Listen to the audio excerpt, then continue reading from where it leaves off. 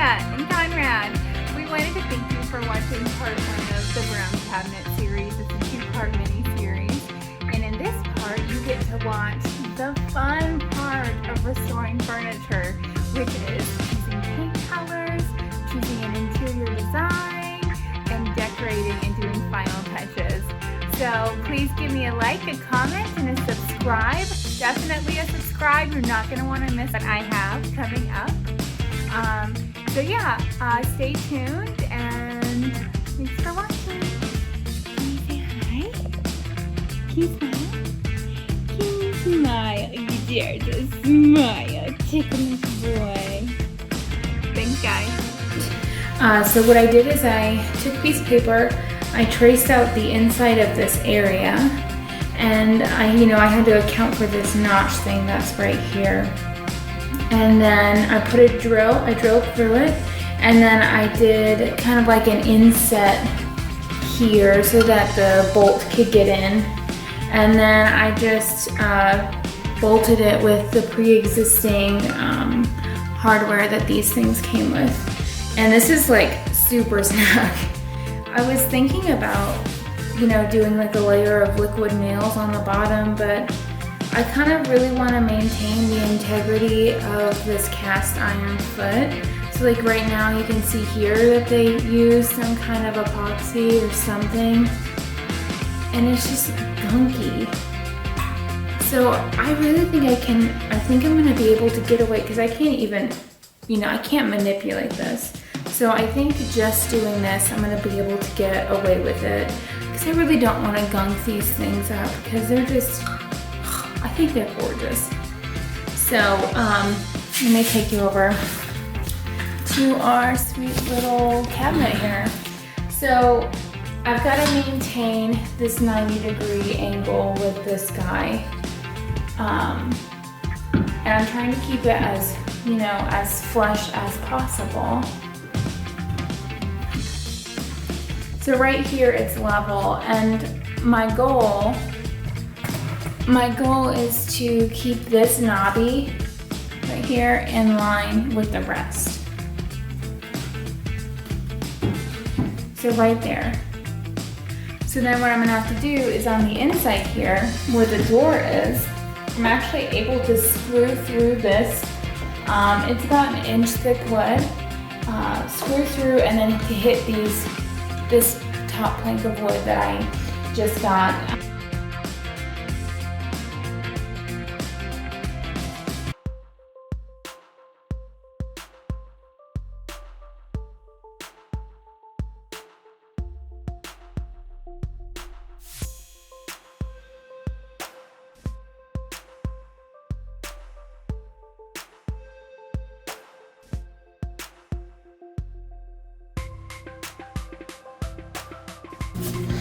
That looks good.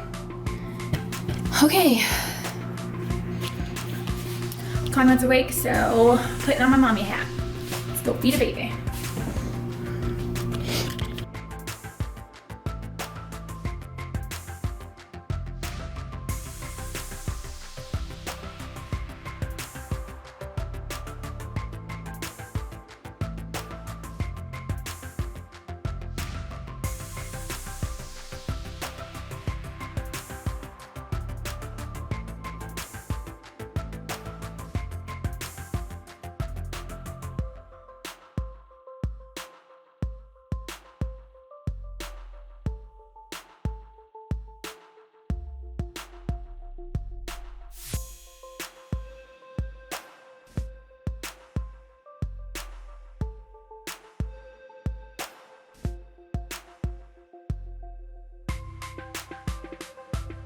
What?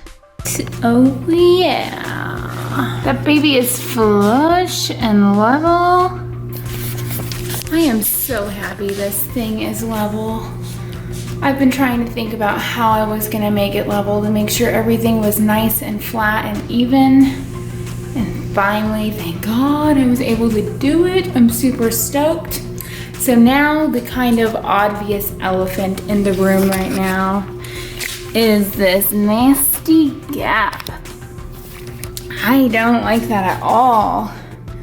So So what I think I'm gonna do is do a little, probably a little template again, and then cut out section by section by section and kind of stack them up to create a really nice gradual flow with the wooden piece. I'm not sure if that really makes sense because I'm still trying to figure out what I'm gonna do. So I'm not really a carpenter. I think of myself more of like an artist. So I am not quite sure on what to do for like tools and how I'm gonna do this and what supplies, but I've got a lot of junk here, so I think I can work with it. Just gonna mess around and see what I can come up with. Okay, so I kind of changed what I was doing. So last night I was using my jigsaw trying to sculpt wood with a jigsaw, and I honestly came to the conclusion, like, if I do not stop, I'm gonna lose a finger because I am not good at using power tools in a sculptural way, especially when you have to hold something here and like saw on the inside and you don't have a table clamp that's gonna actually clamp this. So I just had to give up that thought process of being able to sculpt with a jigsaw for this piece. I don't have a rasp. If I had a rasp, this would be so much easier. And I don't have a chisel set, which would also make everything so much easier. If there's another tool that you know of that would help me, that I should invest in, put a comment down below for me. So what I did is I built, like I said, I cut out a template. This is the template. This is the exact shape for both sides. That sits on the inside. So this guy sits on the inside, and then I have the triangle block here. It's all been screwed in, so these aren't moving. And then I did that plaster patch, and see it's still pretty wet. If it's cold, it's wet. And then I like kind of rounded out my edges, concealed some of those open spaces. And yeah, so that's kind of my approach. I'm gonna, I have some cracking here. I didn't cover this up. I probably should have covered it up and let it gradually dry. When it dries too fast, it gets cracked. So I'll patch some of these cracks and just kind of let them dry out. And then what I'm thinking is I'm gonna spray paint in gold, like the feet, and go from there. And see, I had to make sure that my door could still open, so I had to leave a space here. So that's why my door's back in. But yeah, so let's do some patching.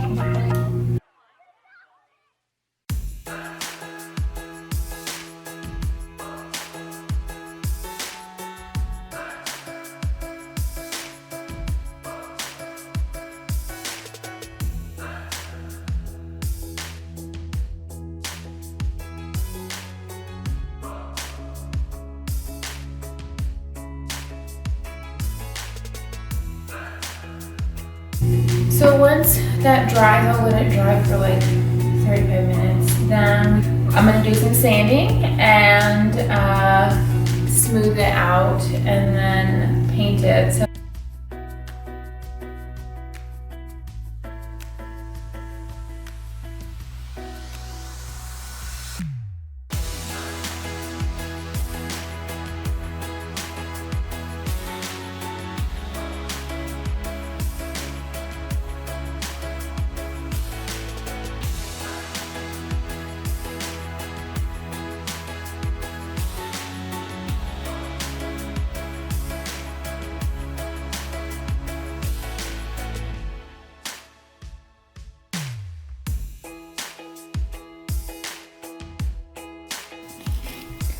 So the next part that I need to accomplish when sealing off the open pores of plaster is a Mod Podge finish.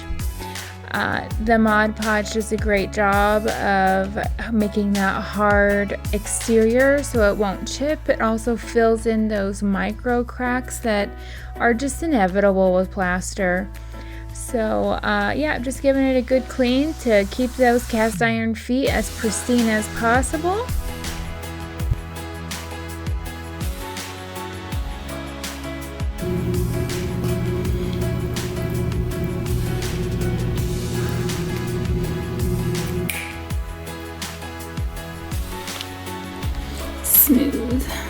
In case you guys are wondering, this is not sponsored by Coca-Cola, but I'm ready when you are, Coke.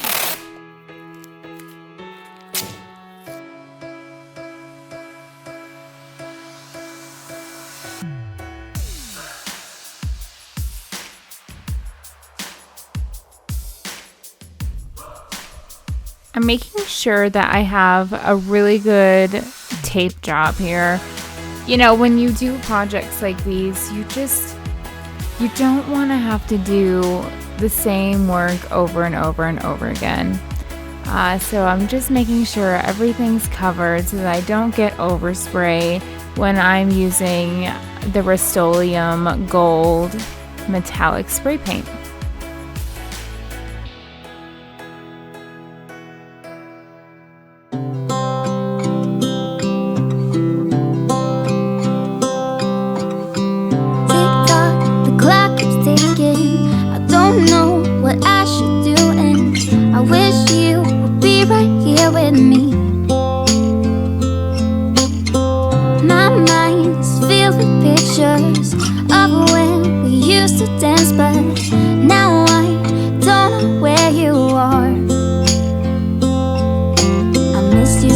Won't you come back to me? I've got you in my head, you're all that I see. I've lost all my chances, I know that I am too late. I'm thinking of you, I'm thinking of you, I'm thinking of you, wondering if you're thinking about me too. Now it's too late, now it's too late, I'm out of time. So I've been thinking about what I want to do on the inside of the piece. I really wanted to do like a wallpaper, but the wallpaper that I have has a very small print, and to me, when you're looking at something in like a little space, you want something that has a bigger print so it tells more of a story, instead of having something that has a little print and all you really see is just blurred shapes and you don't know what you're looking at. So I kind of want to do just a really kind of like an abstract pattern. My husband's favorite color is green, so I want to do some like green tones. But so I wrote down my measurements of the inside of my box, and I'm just going to see what I come up with tonight. You know, God's keeping me awake right now, so I might as well use this time.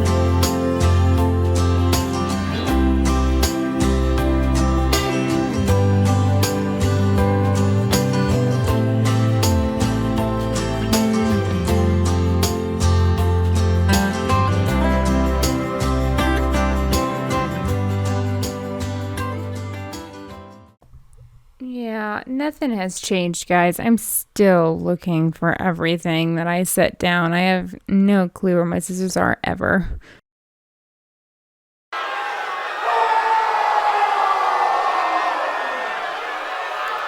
I have to get that out of my system. Every single time I rip through fabric, I always feel like Hulk Hogan. Who can relate? Give me a comment down below.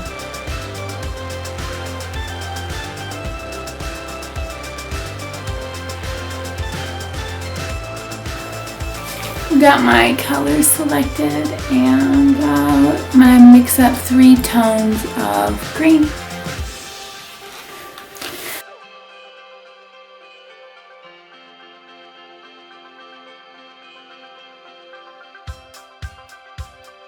The paint that I'm using is just basic acrylic paint that you can get from Walmart.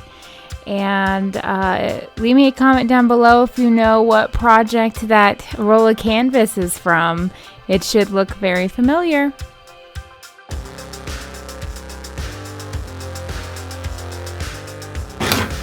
Dark, medium, light.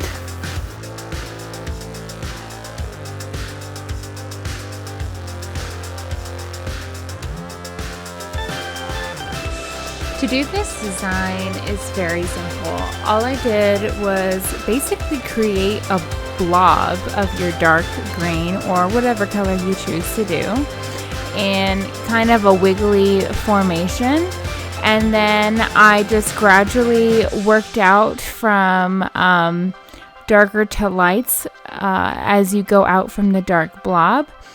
And yeah, it's pretty easy. You're just kind of making these blobby formations. It's time consuming, but it's very easy and doable.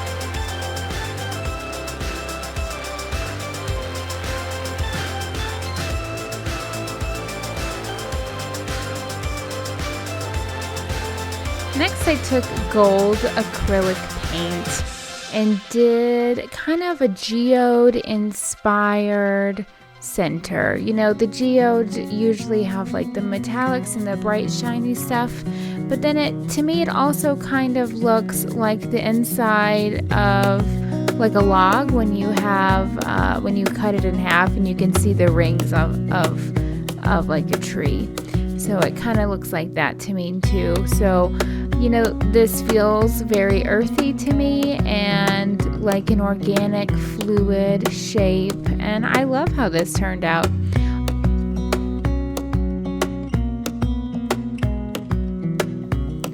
So as you can tell, right now I am adhering this canvas to a wood back.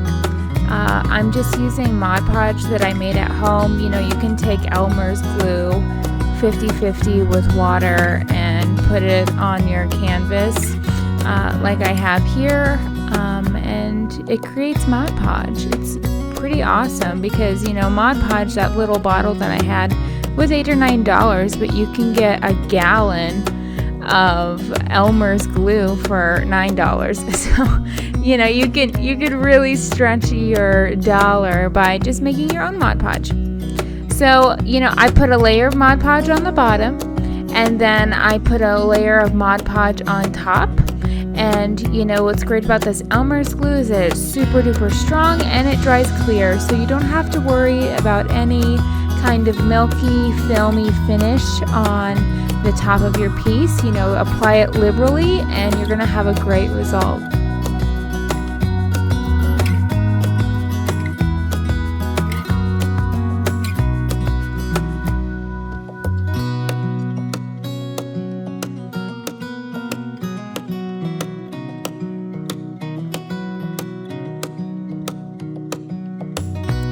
The shelves are spray painted black with another Rust-Oleum spray paint. I used the satin enamel finish.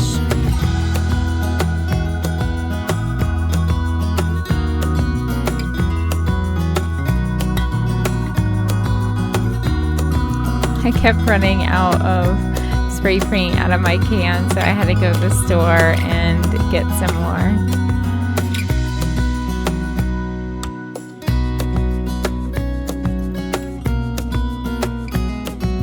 Now these swan doorknobs that I got are actually bought off of Etsy. I would have loved to have thrifted these, to like thrift actual doorknobs at the Goodwill, but due to the pandemic I can't get out. But I knew I wanted to use vintage brass doorknobs, and these babies are gorgeous. I absolutely love them. I think they add a bit of class and elegance to the piece. It really is great jewelry for this cabinet. I absolutely was stoked when I found these off of Etsy. So how I cleaned these is I just did vinegar and baking soda in the beginning, and gave them a good scrub, and then used my husband's toothpaste. Don't worry, I gave the toothpaste back to him, but I kept the brush. and gave those a good 1-2 with his Colgate toothpaste.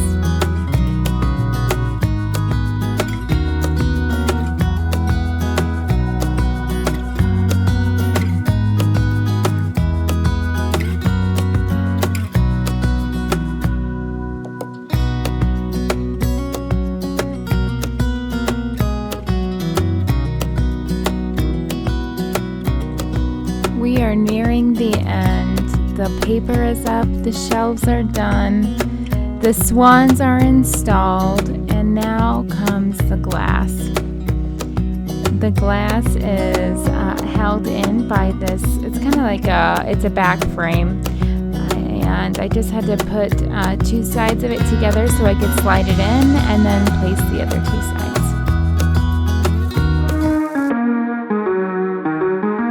Remember that cabinet, that farmhouse style cabinet?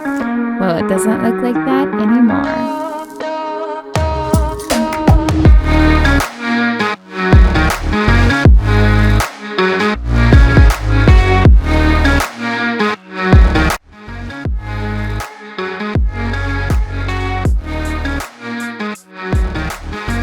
I really wanted to create a very luxury board game store feel for my husband for Father's Day. Since we cannot go to Tucson to go to the board game stores, which is his absolute favorite, I wanted to create that for him at home.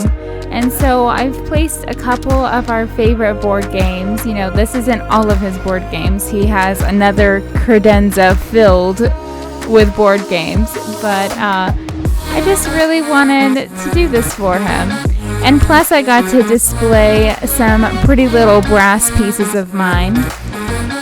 And I also did not show me lighting this piece, but I just used a basic remote control LED light system from Walmart. It was $26.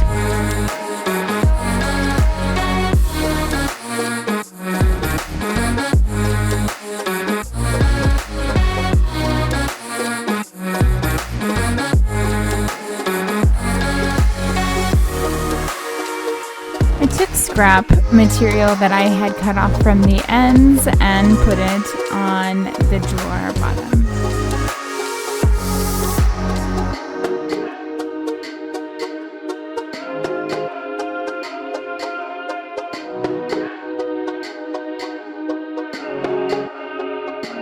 I love that beautiful little tassel. I put it on that handle, that way you can see which door to open first.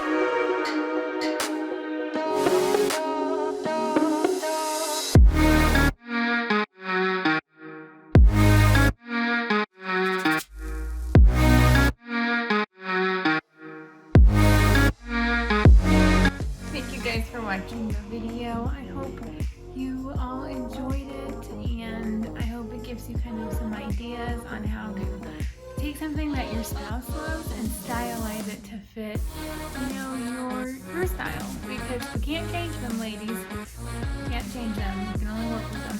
So yeah, so my husband loves his board games. Loves board games. Loves games in general, really. Anything that involves strategic thinking and winning. He likes it. So so I made this cabinet for him. Well, I guess you could say I upcycled this cabinet. And I put in a few of my favorite little things. Check out that cute little brass birdie I got at the Goodwill. And this cute little squirrel. Let's see. And yeah, so I really hope you guys enjoyed it.